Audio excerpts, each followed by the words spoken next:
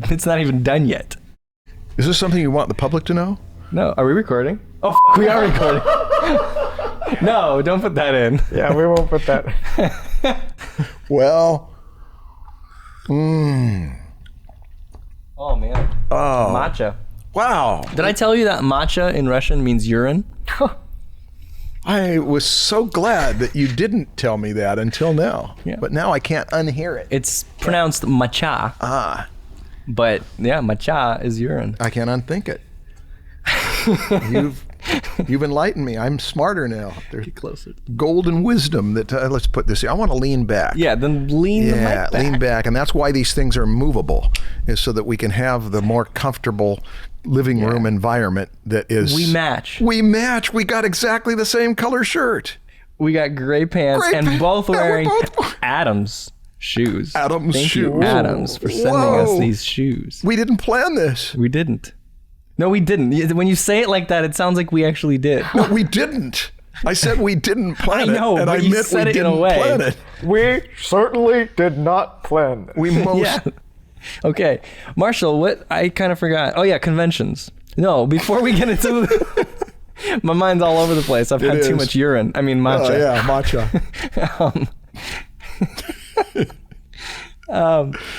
What question do you have for me, Stan? My question is, what have you been up to? Well, we haven't even done the intro yet. Oh, Yeah, hi, what have you been up everybody. to? Oh, Hi. that's right. We're here. Draftsmen podcast. I'm Marshall Vandruff. I'm Stan Prokopenko. We are the Draftsmen podcast. We're the hosts. We're the, well, we are. It's true. Well, actually, no, we aren't. No, there's a whole team. There's a behind whole it. team. That's right. What am I thinking? Boy, I was getting a little bit egotistical man. there. Watch this it. is our thing. This is how you I lose repent people. of it. Brandon, Charlie, everyone else involved. We're sorry. Repent. You're sorry. I was apologizing for you. I'm sorry. He interrupted. It's the Draftsman Show. Yeah.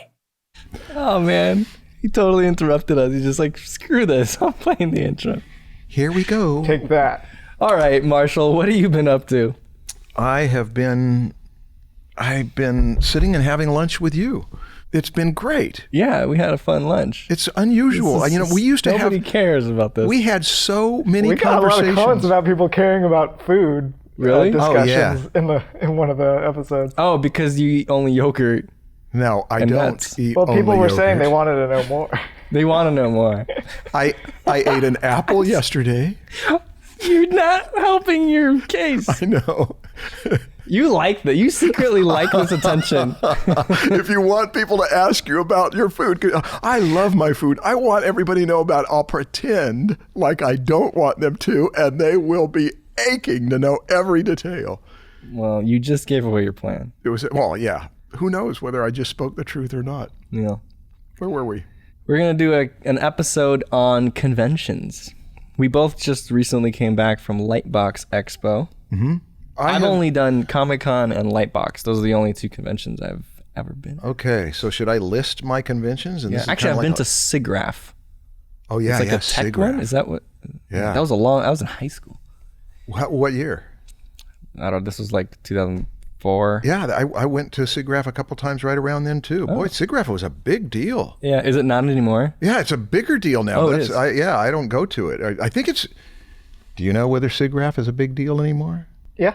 I think it is. SIGGRAPH is still a big deal. Yeah. Okay. There are so many conventions, Oh, yeah. and there didn't used to be. And I went to the Comic-Con when it was a convention that was in the hotel in a little basement, and it was genuinely a Comic-Con. All Yeah. it was people selling comics. Oh. And then it moved to the convention center. I don't even know what year, but I know I've been going to it for over 35 years. So they were only selling comic books. It was a Were there comic artists convention. there? Yes, they would Okay. have artists come that were famous artists, and so it was Okay, really so they were doing small. more than just selling comics. That's right. They were doing more, but I Okay. mean, it was all about comics. Now the comics. Comic-Con is not about comics. Yeah, no, it's It's about just media. pop culture. Yeah, pop And the culture. comics are relegated to the little side alleys that are where Wow. the only place I hang around at the Comic-Con anymore. Small press, Artist Alley, that area. Yeah. I try to avoid the inside, but I'm already whining about the Comic-Con and we haven't even started. What else do you hate about conventions? Oh, well, if we get on the Comic-Con, that could take up the whole episode. Really? Yeah. Well, fine, then let's get on this. Have you ever had a booth? Yeah. What was your experience? Had a booth from 2007 to 2010. So there were 4 years that I did a booth with the Carbon Canyon Studios guys. And it was like a highlight of my life because it was a chance to hang out with them and it was like our vacation together.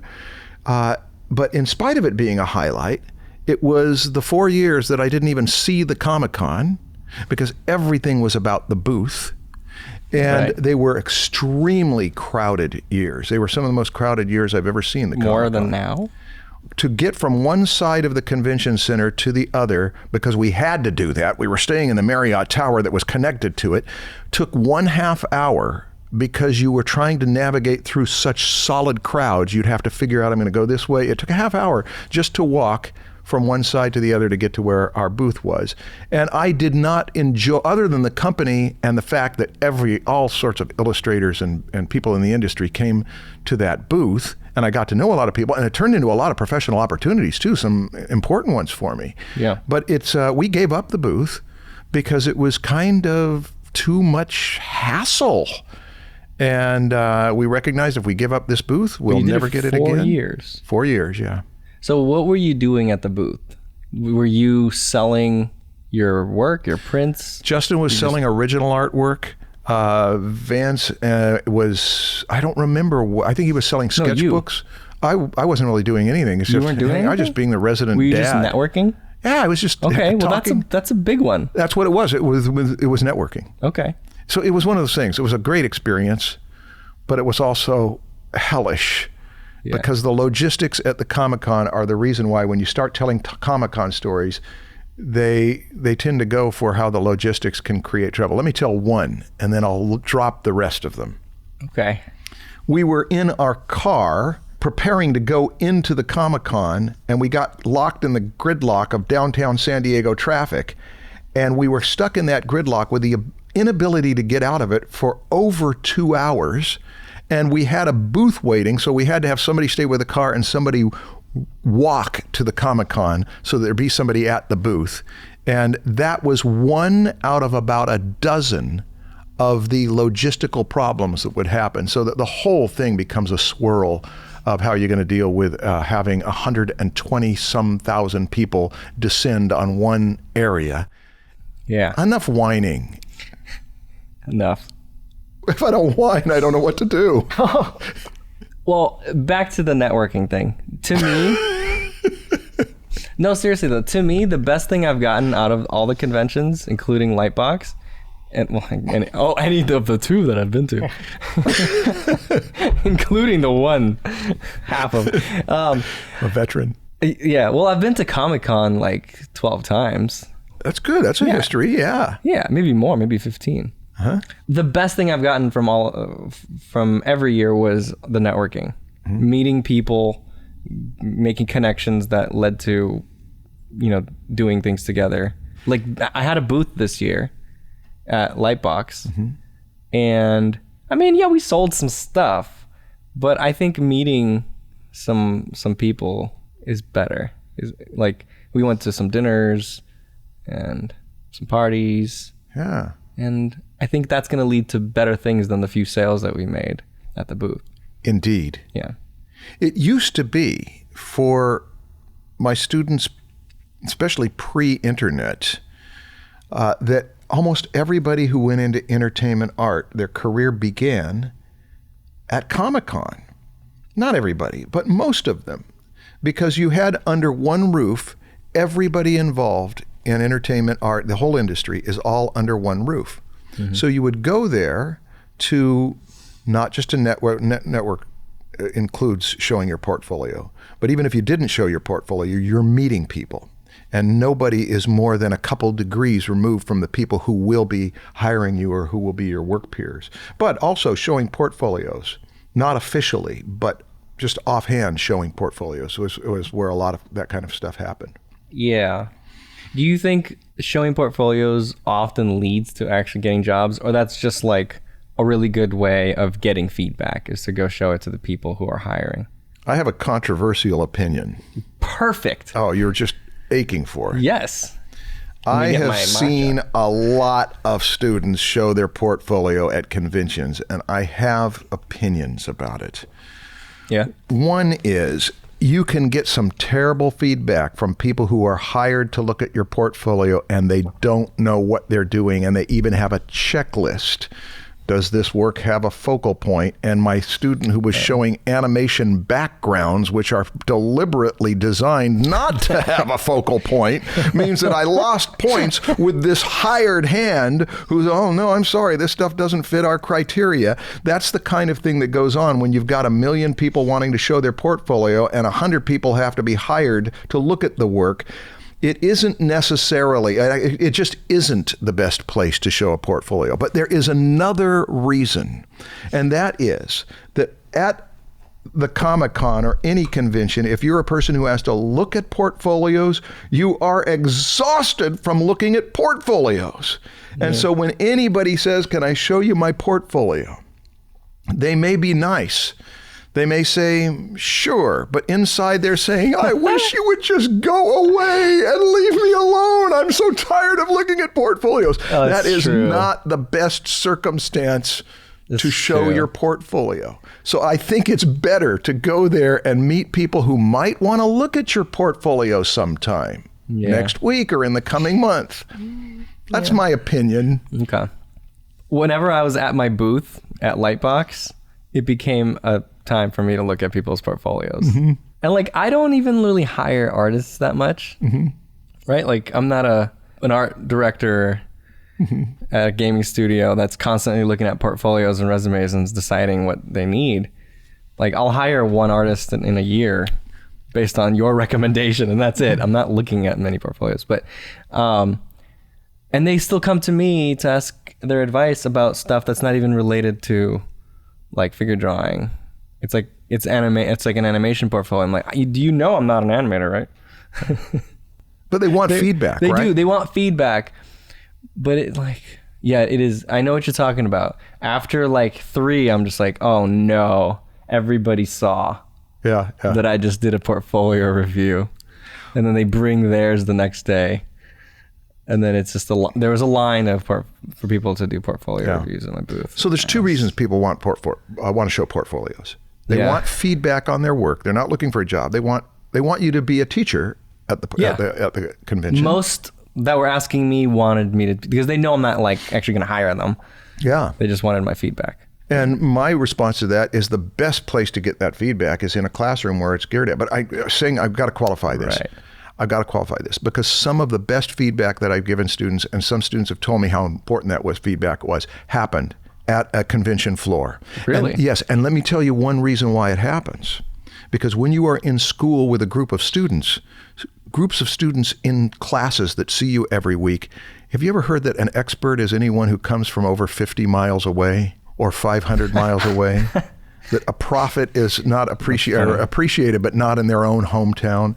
Yeah, there is something about that when your teacher gives it to you, okay. Yeah. But when people travel and they are meeting you and they care about your opinion and then you give it to them, they are ready for it. It means so much to them. And I can see it sometimes that this is an emotional experience and that's meaningful. And then they will go off and they have gotten enough as they've come to the mountaintop to go down into the world and work it out for the next 1,000 hours or so. So having said that, there is a reason why people want feedback is that they might have a hard time getting it elsewhere. But you are probably showing your portfolio or your work that you want feedback on to someone who's exhausted and tired of doing it. The second one is for a job. That happens. Right. Yeah, that happens a lot too. Mm-hmm. That's how careers got started. Cutter Hayes, I was at his booth at Comic-Con and he was telling me the story of how he got his job. Cutter would stay at Mobius's booth or like near Mobius's booth just like all the time, just kind of like watching him draw for years. Eventually he got the courage to actually show him his portfolio. And Mobius told him, yeah, you're ready. Go right there and ask for a job. Mm-hmm. So he walked across the walkway to the booth right across. And I forgot what studio it was, but he just like, yeah, Mobius just told me to go get a job with you. And the guy looks over, and Mobius is like, puts his thumb up. And he's like, all right. And he looks at his portfolio, and then I guess he got the job. Yeah. So there's a thousand. But it took him years and years and years of just kind of like stories like that, though. Getting better. That you showed your work to somebody, or you got a referral there, and you made the connection. I got work from the Comic-Con. I learned something about showing my portfolio, because I used to go there in the 80s and 90s to show my portfolio, and I learned something about the exhaustion thing. Is that when you see someone who is a potential hirer, I would go to every booth to figure out who hires illustrators here and look before I'd ask, so I wouldn't ask something that was obvious. And then when I'd see the person that might be the person or that was the person, I would look at them and meet their eye and say, is it okay to show you my portfolio? And one of the most fruitful ones was a guy who he could tell that I respected the fact that he didn't want to look at my portfolio. And he said, sure, and gave me an opportunity. But again, it was one of those things that you're kind of feeling out whether this is someone who it would be better just to come back another time. But you could tell that he said sure and meant like, I guess. But he said it sure with some positivity because he recognized that I was recognizing his exhaustion. Okay. So it was one of those, a lot of subtext going on just in a few words. And that's the thing to do. I recommend to my students this. Show your portfolio at the Comic-Con later rather than sooner. Why? Partly, or at any convention, because you can't make a second first impression. And you want to come in there, as I have seen people come in there, where they show such knockout work that people say, if you can get them to say, where have you been?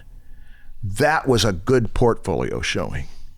That you take 2, 3, 4 years before you're going to debut. Oh, later in your student years. In your student. I thought you meant like later in the weekend or something. Like go on Sunday night. Oh no, like they're exhausted even more. I'm full of knowledge about how to do cons. Let me tell you, the best times to make your most important meetings are at the beginning of the preview night or the beginning of Thursday, because people are fresh. Yeah. And then the other time, oddly, is the very end of it. They're excited to go home. Everybody is packed up because wave of energy. You tend to remember the first conversation and the last conversation that you had at a convention. Oh, interesting. And so, and again, yes, I can give examples of that, but I won't. I mean, it's just that those are two crucial times. But you're at the end, everybody is eager to go home. But they also, now it's over, we're going to have dinner, we're going to enjoy it. So timing at these things is a big deal. Well, we both went to Lightbox. We did. You were there for one day, right?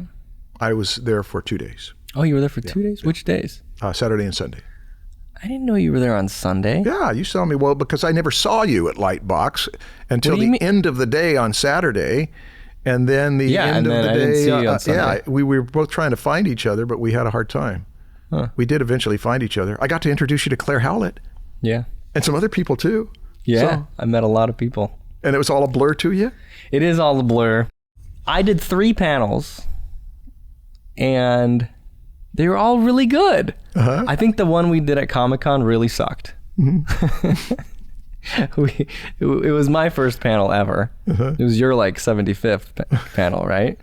Something like that. I lost count, but no. Yeah. No, but really, don't you do 3 a year? I did a whole bunch of panels there from 2004 to 2012. Okay. I thought you were doing them earlier than 2004. Yeah. Anyway, it was my first one, and I think we just didn't have the wrong approach to it. We had no visuals. But the ones that I did at Lightbox were great, I think. They went really well. But really, the biggest thing that I think I enjoyed there was meeting everyone. It was weird how many more people actually knew me at Lightbox versus Comic-Con. It was like everyone at Lightbox is an artist who watches the Draftsmen show. Mm-hmm. It was really weird. And at Comic-Con is like everyone's just there because they like movies. That's one of the things that has made Comic-Con no longer the hub of how employment happens, is that when you go to show your work there or to network there, there are 20,000 people under that roof who are the people who are in the industry, and then there are 100,000 people who are not. They are fans. Mm-hmm. And So as soon as Animation Expo came in and other ones that are industry, they're not geared toward fans. They're geared toward people who are either in the industry, were in the industry, or want to be in the industry. Then you're starting to have a much more concentrated attendance. Yeah. It's better network. What was your experience with that?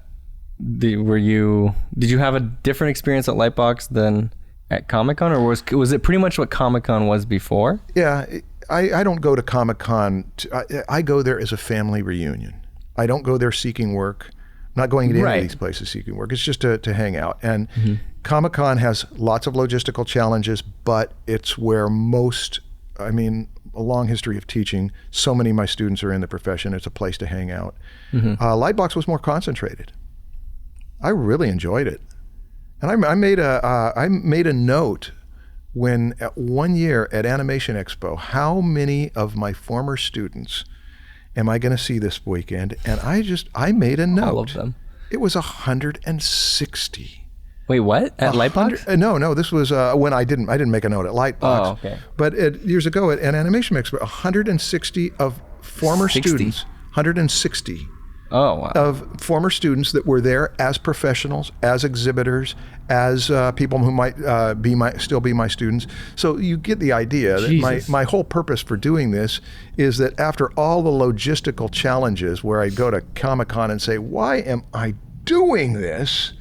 As soon as you get in and it's preview night, it's like, this is why I'm doing this. This is the closest you get to this reunion with all of these people in one place. I got to introduce you to Bernie Wrightson on preview night that time. That was, what, 2 or 3 years ago? Yeah, 3 or 4 years ago. 3 or 4 years ago. Yeah. But yeah, that's where it happened. I said, it's like everybody's there. And I want you to meet this person. I want you to meet this person. So that's what's It's crazy how if you didn't introduce me, I wouldn't have known that was him just walking by. And it was like no one was there. It was just him at his, kind of just like sitting there talking to a friend. Yeah. And no one knows that this guy sitting there is Bernie Wrightson. Yeah, networking. That's what it's about. It's there. You're all coming together to see what kind of mutual benefit can come of this. Yeah. There are people, though, that make conventions their business. It's like the way they actually make money. That's not going to happen with you. No. No. Two Tell per us year why. Why is that not going to happen with you? It's exhausting. It is. It is exhausting. I got sick after Lightbox. Like literally, like I had a fever. There's a term for it. It's called the con crud. Have you ever heard of that? No. It's because you are shaking hands and breathing alongside so many people that you don't know what you got. You don't know what you... Yeah, but also I lost my voice on the first day. And because I was just talking nonstop to people. And it's loud, so you have to speak very loud for them to hear you. And so by the end of the day, I lost my voice. But yeah, I got some halls. I got some throat tea. Just had a bunch of herbs and stuff, and I was just popping. And that's while you were there. It's while I was there, and I constantly had to watch my voice, and I ate like half a bag of those halls because I had panels still after that I had to talk at. So that's why I wouldn't do more than a few a year because it's just so exhausting, and I don't get to create. The whole reason I'm an artist and I have a business because I like to create things and make things happen. Being at a convention is more of like where you present what you have and you meet people. That's not why I do it. It's a different energy for most people. Although I've known a few people who are introverts or who just want to not turn off their productivity and they sit in the booth and they paint and they create. And that's true. I tried drawing at my booth. I was able to draw, I think, a total of like 15 minutes the whole weekend because people would come by and show me their portfolios. How am I supposed to draw if I'm doing portfolio reviews? And there's a line. Yeah. So this brings up a few things. What are conventions good for? Yeah. What is convention etiquette? Yeah. That when somebody's concentrating on something, that not to interrupt them. People but then would that means ask, but of course I say yes. Yeah. So what is the etiquette then? Like ask first or just don't ask? I think it's like people behind the booth expect to be talking to people all day. So it's fine. Yeah. It's like if you don't want to talk to people, why are you even there? That's right. Alan Moore went to a Comic-Con and decided never to go again. Okay. Because he couldn't stand it. He doesn't hear out of one ear, and I think he doesn't see out of one eye, and so it's he's just socially handicapped that way. And then he goes there. He's a big guy. He's a celebrity, and it drove him into a frenzy, and so he never returned. There are some people whose personality is not fit for doing that kind of thing. I've had a really hard time with the chaos of it, because you know how much I like order. And I like a conversation to have a beginning and a middle and an end. And it's not going to happen when there's interruption after interruption after interruption after interruption. So I've learned that when you go there, you are going to be a pinball, and you're going to be bouncing all around, and sometimes there'll be some bright flashes of light, and sometimes it'll just be a dud, but everything's going to get interrupted, and it just has to be embraced in advance. Yeah. And that it's a mode. Well, that fits my personality better. Yeah, and yet you're the one that's complaining about that particular aspect. Well, no, but I mean, I have ADD. Oh, kind of. Okay. It's like I don't know. Yeah, you should be. I'm all over the place. You should be a con rat, man. No, I like to create. The most I ever did, I did 5 cons in 1 year, about 2013. It was good. Whoa. It was WonderCon, Comic-Con. There was the Kansas City Spectrum Animation Expo, and there's another one that's slipping my mind right now, but. I also realized that you do 5 cons and you're flying to some of these. Mm-hmm. So you're making arrangements, and they do increase income, but they don't necessarily increase income this week or this month.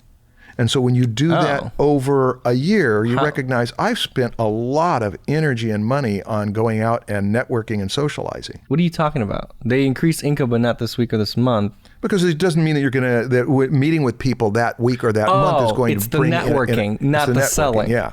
Because the thing that one of the best ways to market yourself at the Comic-Con is, or I'm so used to saying the Comic-Con because that's the one I've already known, but in any of these conventions, at any con, I tell students that have never been to a con before, because they are often so discouraged when they go there and they see all of these professional artists. How will I ever be able to do this? Just enjoy it. That's the most important thing to do. Go there, enjoy it, make friends, and observe. If you are an artist, if you're a creative person, you will probably observe things. You will observe how exhausted that person looks and how that student there is trying to get them to give a portfolio, and you make a little note. I don't want to be that person. You can also look around at every booth and every person there and say, why are they here? They aren't here to give money. They're here to make money. And therefore, they're looking for what? Customers.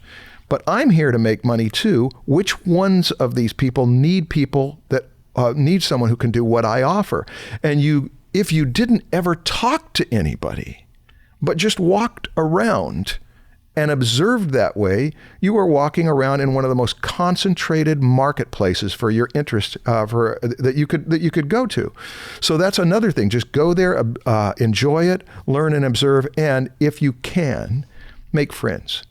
And one of the best things to do is make friends with other people who are at your level of pre-entry to the industry, because they're in the same condition as you. Got something to go. Where do you go to school? What are you doing? How are you doing this? And you are making friends with someone at that level. And here's the big secret. Do this several years in a row so that you start to expect to see those people there. Mm-hmm. And that way you are establishing relationships that are more real, more personal, than when you know somebody by their avatar and you know their work, but it's not the same as when you actually have met them. That tends to make strings that connect more for where you're going with your career. Now, everything that I've said there, I'm trying to boil down what I would tell you if I had 2 to 3 minutes. You're going to go to a con, enjoy it, look around and observe. It's a learning experience, and make friends. I want to add to that, keep notes. Take notes. There's so much that happens. Yeah. Every hour you meet someone and you want to follow up with them later, write it down. Just take your phone out, start a little notepad, say Comic-Con 2019, and start writing everything that you want to remember. Because by the end of that weekend, you're going to have a giant list. And of course, if you didn't write it down, you're going to forget many of them. So for me, taking notes throughout the weekend is huge. It is a huge deal. And I have had so many times when somebody gave me a business card and I said, I'll remember this card and I'll remember your face. Yeah. And this has been such an important conversation. This has changed 25 my life. cards later. Yeah, and when it's all over, I can't remember what it is. But if I write on the card, there's another thing about business cards. Most of your stuff you're doing is electronic anyway. But if you do have a business card, make sure it's not glossy on both sides. Make sure it can be written on. Right. Yeah. And that way a person can make a little quick note, it's got your artwork on there, and they'll go to your website and they'll know who you know in common. That's something that's useful. But I've had times when I finished a con and I had a stack of business cards that was like that, just in a mound. And I got to get to them. I've got to get to them. I got to get to them. And after 2 or 3 years of them sitting there, I finally got to them. I didn't remember anything about them. Oh, right. Yeah. Because there's another thing is if you're going to do the convention responsibly, you will collect other people's information, but you will also get it into your database and organize it. Yeah. And follow up with people. Even if you don't think it's going to lead to anything, just write them an email and say, thank you. It was nice meeting you. We are helping our students who are watching this podcast. We're enriching their lives. I have one story related to etiquette. Go. It was funny. This was funny because so I have a line. People want to do portfolio reviews, right? There's probably like 5 people in line. This really big dude, he's Russian. He comes up and he's, Russian people. No, tell me. Let me start. I know a couple Russian people, but well, there's some that, loud. They can be rude. I didn't know that. Okay. And it's okay for me to say this. Because you're Russian. Kind of. I'm Ukrainian. I'm the enemy. No. It's close enough? No, I grew up in the, Russian community. Okay. My parents always had Russian people over and stuff, so it's okay. I know Russian people and it's okay. But so he just like, I'm in the middle of a conversation. I'm actually talking to someone, giving her advice, and he just starts talking very loud to me in Ukrainian. He's not even Ukrainian, right? He's Russian, but he just starts talking to me in Ukrainian, thinking I know Ukrainian, and I'm super confused because I don't speak Ukrainian. And I'm just like, what? And I'm like, I don't know if I should give this guy attention because he's like cutting in line. And so then he just starts talking English, like, what, do you not speak Ukrainian? And then I'm like, no, I don't. So he starts talking to me in Russian, and he says, like, yeah, so I was just walking by, I saw your work. I'm like, what the hell, you jerk? Like, this is why you cut in line? You had to like, know. what is this? He just had to walk by and tell me my work was He wanted to let you know you weren't as special as you think you are. Yeah. He had to put you in your place. To him, it felt, I think he felt like this was just totally normal. He just walking by, making comments to people. Like, I don't know. That was funny. After he left, everyone's like, what? Yeah. They didn't understand what he said, but just the fact that he was like, his presence was very weird. Yeah. And he was wearing like sweatpants. Yeah. If you go to the airport, you'll find all sorts of different people types to do sketches and develop characters from them. Mm-hmm. And the same kind of thing happens at a convention. We are all characters. Yeah, people watching at conventions is great. Yeah. I have a etiquette story. This is like a bad etiquette story, like mine. It's a mistake I made, and that I'm going to ask. Probably not that bad. Well, let me tell you. Because sometimes when you're in a classroom with students, if you're a teacher, you're in a class with students and you know that student and you know their name and you've had 2 semesters with them and you prize them. I'm thinking of a specific student. In fact, I prized this student so much that when I tell the story of that semester, this is a student who brought all this good energy in.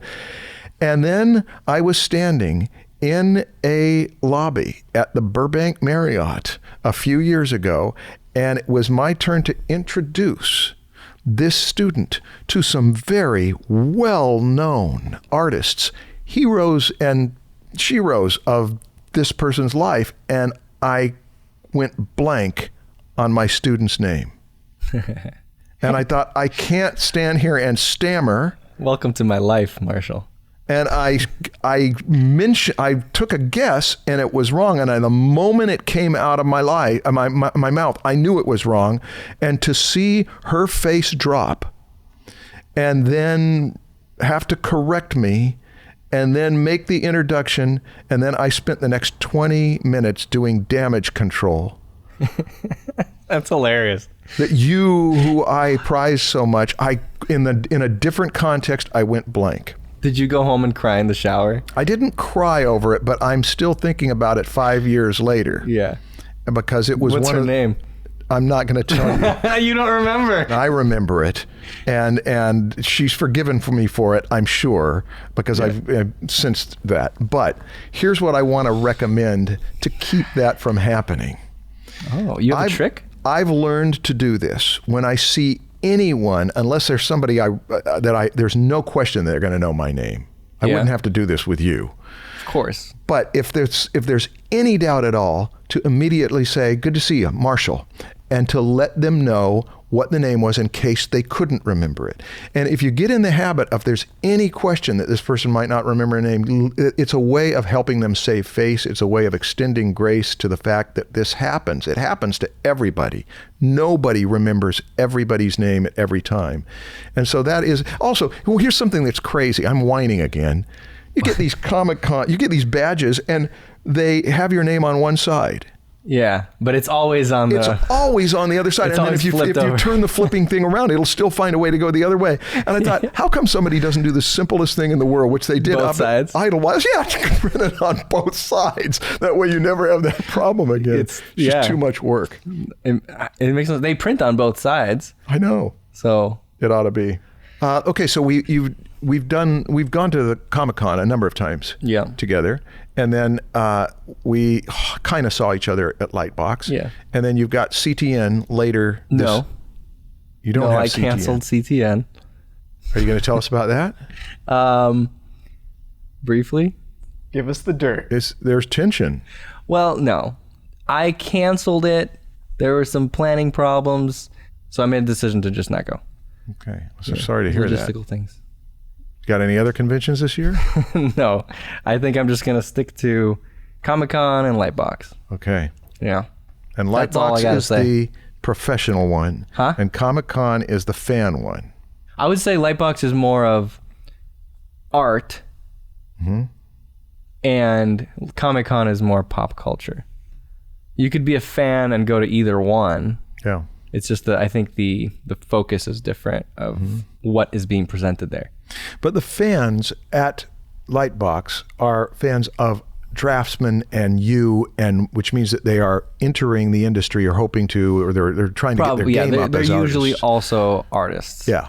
Yeah, you're right. There's more people that are actually trying to pursue this as work eventually. Whereas Comic-Con, they're probably just going for entertainment. That's one reason why my students who have exhibited at some of the industry trade shows to sell their sketchbooks, to sell their art, to sell their things that they print, often don't do as well as when they go to WonderCon or Comic-Con. WonderCon's a smaller version of Comic-Con, but it's great. It's like Comic-Con used to be. It's still a big convention, but it's way less crowded. Mm-hmm. And those are fans. Those are people coming, they want to buy stuff. Where you're going to an industry show, most of these people are not people who necessarily want to buy stuff, but it's still good to be there because when you have something printed that you take to a convention and you sell it or give it to somebody, then they have got that in their life and they may spend hours with it. If it's a story, I've had students who started their career because they printed a zine. What's a zine? A zine is a little graphic novel or a little magazine. It's something you print. It's a mini magazine? It's a mini magazine that you print easily.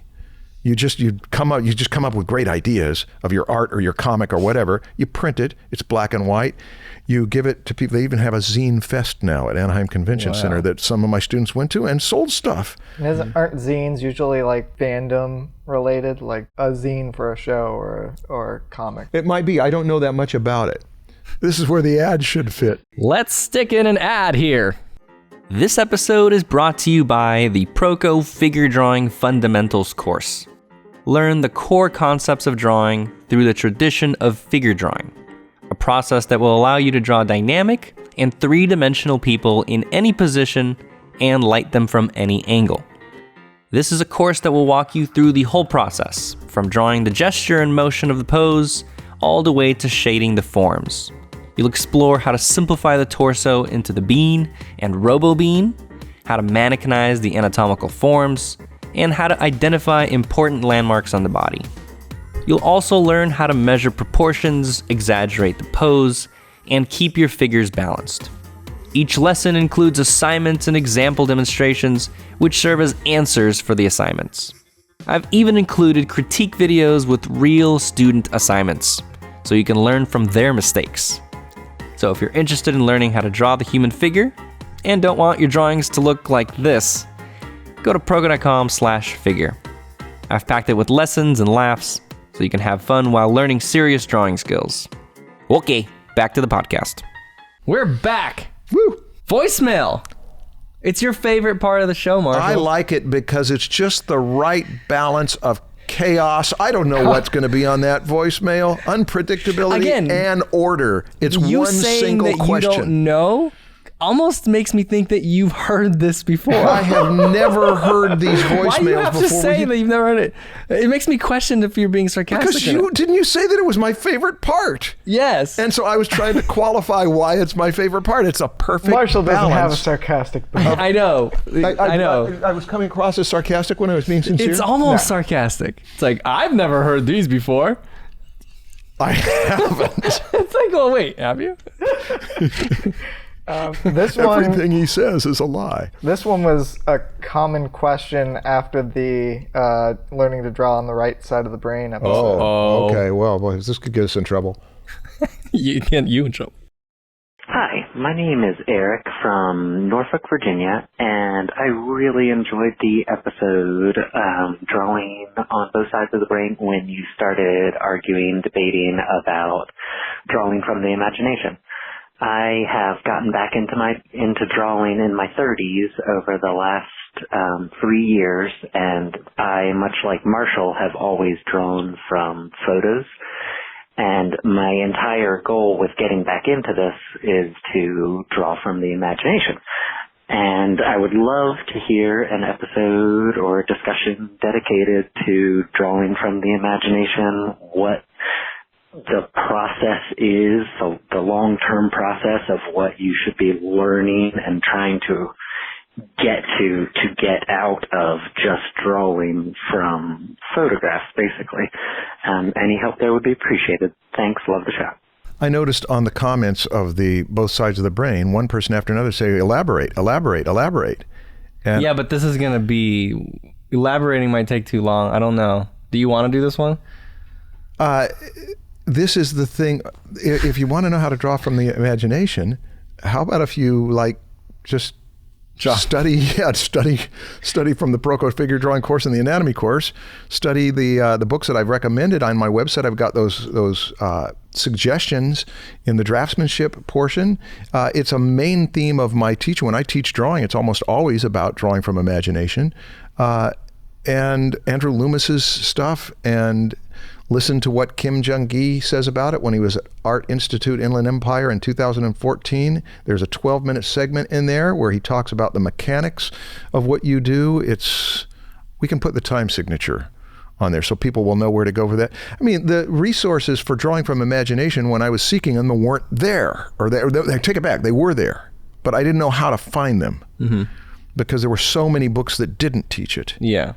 And now there's no problem finding those, and it's a major theme in drawing with me, and it's a major theme in drawing with you. You've qualified it more than once in your... Not nearly as much as with you and other people. Most of my assignments are, here's some photos, here's some reference, now study it. Figure out what's under the surface of the skin. So you're not just copying, you are analyzing, but you're not drawing from imagination. You are using reference. I always have to remind people to not copy and be deliberate about what you're doing here. But still, it's different from drawing from imagination. Okay, then Right. should I try a 1 minute with a grace period of 50 seconds? A less than 2 minute crash course on drawing from imagination? Go ahead, let's do it. There are two things. One is you have to have something in your imagination to draw. Who doesn't have something in their imagination? Some people said, I don't have anything in my imagination. That's In what fact, they there's even say, but come There's on. even a condition where you don't envision. And somebody pointed that out and said it's all okay, even though you aren't taking us into account that we don't have a mind's eye.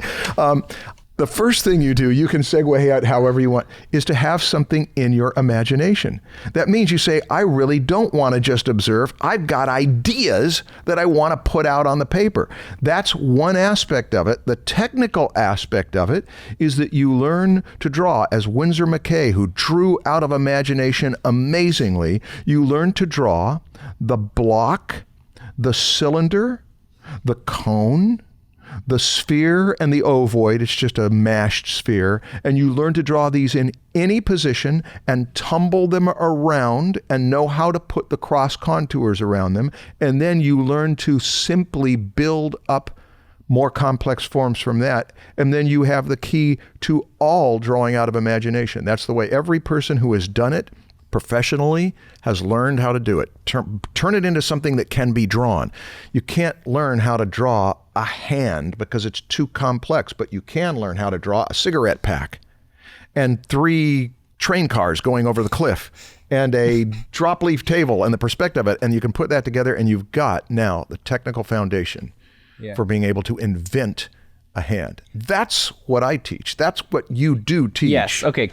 You're talking about construction. Construction. Yes. I think when people say drawing from imagination, I think the vision most people have of someone drawing from imagination is you got a pen or some kind of ink, and you don't construct. You draw the final lines from your first try, and your perfect ideas are just spilling out. They're seeing themselves as Kim Jung Gi. Yes. They're thinking, drawing from imagination? Yeah, I have to be Kim Jung Gi. But they're not thinking, I can do layers and I can develop one drawing into another drawing. I can start with a thumbnail and then I can do a bigger one. And then I can say, I don't like that pose. I can try another one. And then developing something totally different out of hours and hours of just preliminary work. I don't think people see that as drawing from imagination, even though it totally is. It is. That's but where people don't. People think that I connect need those. to draw finished and spontaneously. Yes, Well, like how you did this horse. People would say, that's drawing from imagination because you just kind of whooped it out. There's no construction lines underneath. You just got a pen and you just say, whoop, there's a horse. And people have been giving feedback that they don't like the horse. I like the horse, Marshall. Yeah. But the horse, that was unretouched too. That's another thing. I didn't put in Photoshop and it was a little breakthrough. But Even if you did, that's fine. You're the one That's what fixing I'm it. doing now is figure, you start with the stuff that's spontaneous and then go in there and tweak it because we've got the tools to do it. But we're off the topic. But you say that as if it would have been so wrong of you to go in Photoshop and tweak your drawing. It's that's totally fine. Is tracing cheating? It's you fixed your own drawing. Yeah. What? It's totally fine. But there's something emotionally that says, hey, I got it pretty good without doing any tweaking that makes you feel like you made a breakthrough. Even care about being able to? Shouldn't need to care about it. You shouldn't. Yeah. You don't have to be Kim Jung Gi. It's imposter syndrome. You can do one that sucks. Yeah. Try another one. Put a piece of tracing paper over it. Fix some more mistakes. Do another one. Now, I know I got cranky there. You did? I got cranky. But I think I got cranky. I got cranky We because... both cranked it out. Here's why I got cranky. It's a cranky competition. I will be around students whom they know that I do stuff with you. They know about the Proko course. I tell them this is the best anatomy course that you're going to find online. And then I'll say that and I'll say it again. And then they'll say, I really feel like I need to learn anatomy. I say, good, you should learn anatomy. I don't know where to go. It's like I just told you. Well, we've had this conversation, and it's really that you just need to go there and start working on it. But there's no shortage. They ignore the work that has to be done before you can execute. Yeah. Getting to the Kim Jung Gi stage is like level 10. And you don't ever even really have to. You don't even have to get to that stage, right? It's totally fine not to be there. He's just setting a reference standard. But Winsor McCay set that reference standard. There is film of Winsor McCay drawing, and he does it without any preliminary work. But he did do preliminary work. But I think in some of the film of him, he's showing off that I can just go right around here and get all of these contours. That is not the way you learn to draw out of imagination. No. That is the final stage of it. That's like expecting that, how do you pick up an instrument and just do an arpeggio and jam? Yeah. You start where you learn what an arpeggio is. You start to learn about the specifics that are going to all come out in this glorious burp. Glenn Vilppu used to talk about that quick sketching is not, as people think, quick sketching is an easy kind of sloppy sketching. He made the point that quick sketching is the advanced kind that happens after you've done the slow motion steps to get it. Ooh. Glenn, words of wisdom. Eric, I apologize that I'm getting cranky, but it did seem it's the old after age. That both sides of the brain thing and read one person after another asking a question that it's like, I remember when we had an artist in residence whom I was hosting, and the different classes would come in to see the artist in residence. The first thing they'd say is, who are your major influences? And the artist would answer that, and we'd elaborate on it. And then that class would leave, and another couple would come in. Who are your major influences? Who influenced you? All day long, he had to answer the same question because it was always a new audience. So, could have been more gracious.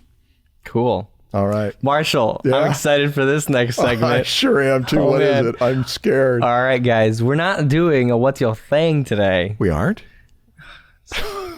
You know this. I know. This is why I don't trust you when you say, I've never heard these questions before. Because you then follow up with things like that. The boy who cried wolf. Exactly. We are doing a new segment, or we're trying one out for season 2. We're going to test it out now, but we're going to, hopefully, if it works, we're going to do it every episode in season 2. It's Christian's Crazy Questions. Christian's Crazy Questions? Yes. Christian Nee interned with me. And then he actually worked for a few months. And then he moved to Cambridge, right? Yeah, UK. Cambridge. Yeah. Just like a week ago. And while he was here, every single day, he would ask us crazy questions. Okay. Like just really stupid things. Some are inappropriate to repeat, but some are just like really funny. And then some are like really make you think. Okay. Like, we're gonna call him and he's gonna ask us a crazy question. Really? We're gonna have never, his voice. Yes, and so I haven't heard. And this is gonna be live. Yeah, we're gonna call him. Okay.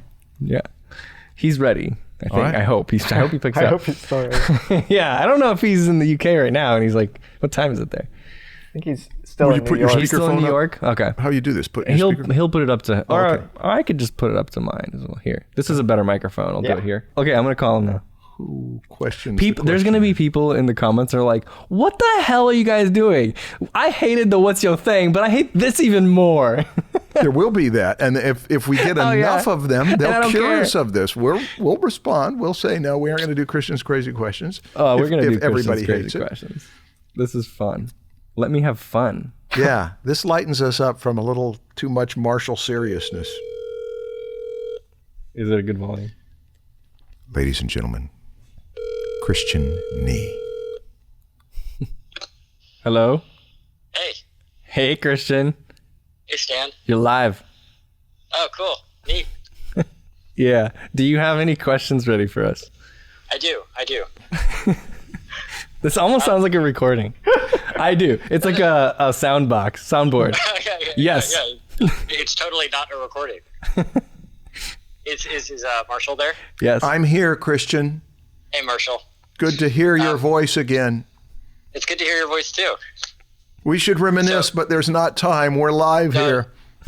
We're live. We're not live. I have a very important question then. So you either have to yell everything you say or rhyme everything you say.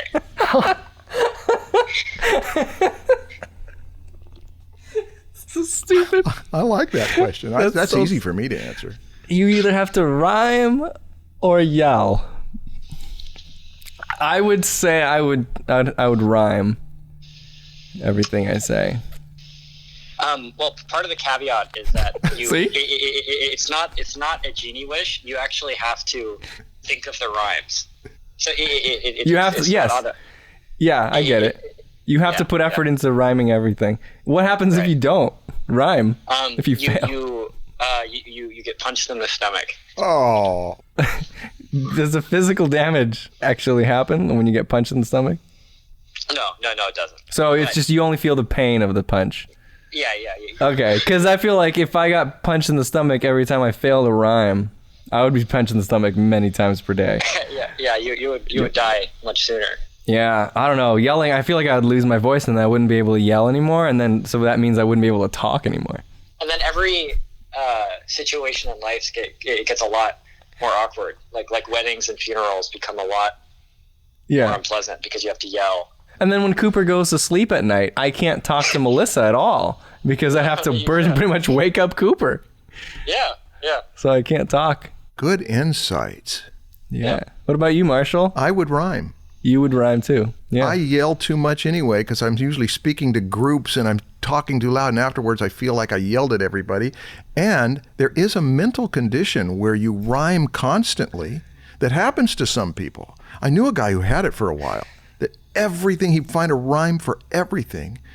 And I have a little of that in me. And it's actually, if everybody has to get used to the eccentricity, I'd speak a lot less. And I think it could be actually a positive challenge. It could be positive. And the worst that can happen is you're going to get hit in the stomach, which is different than the head. And I feel like I could handle it. It means that I'm going to stay in shape. You have to work on your physical health too. Yeah. You got to get your abs going. So many positive things. That was an easy one. What about you, Christian? I would probably yell everything I say because it hasn't been chosen yet, and it'd be a slightly funnier. No, wait, I didn't catch that. I would yell everything because what? Because we didn't choose that one yet. Oh, so he's balancing out the spectrum. He's like you, where he just like lies in order to just be different. Yeah. Well, Christian, I admire you for your crazy questions, but I don't admire you for your choice to yell everything. Yeah. I was hoping we'd get a whole team. If the whole world would all be not rhyming speak together without rhyming, just think what a beautiful world that could be. I feel like you should be rhyming for the rest of this podcast. Could you do that? I don't think we could last. Could you say once? I think it would be over fast. 2 minutes only in rhyming. All right. Thank you, Christian. Bye, Stan. Bye. Bye. Good luck, Marshall. Bye. Good hearing your voice. Bye. He said good luck, Marshall. He knows I don't need luck. Well. All right. And this brings us to the close of another Draftsmen podcast. I like this. You should talk like this the whole time. Instead of rhyming all the time, I could do the announcer voice thing. Yeah. The official announcer. Yes. Yes. Can you conclude this episode saying all the things we usually say? All the things that we're supposed to say at the end of the Draftsman podcast. Be sure to give us the 5-star rating on wherever you give the 5-star ratings. Yeah, and the question. For the questions, let us know what are your greatest disasters at recent or long past conventions. Yes. Okay. Goodbye, everybody. Bye.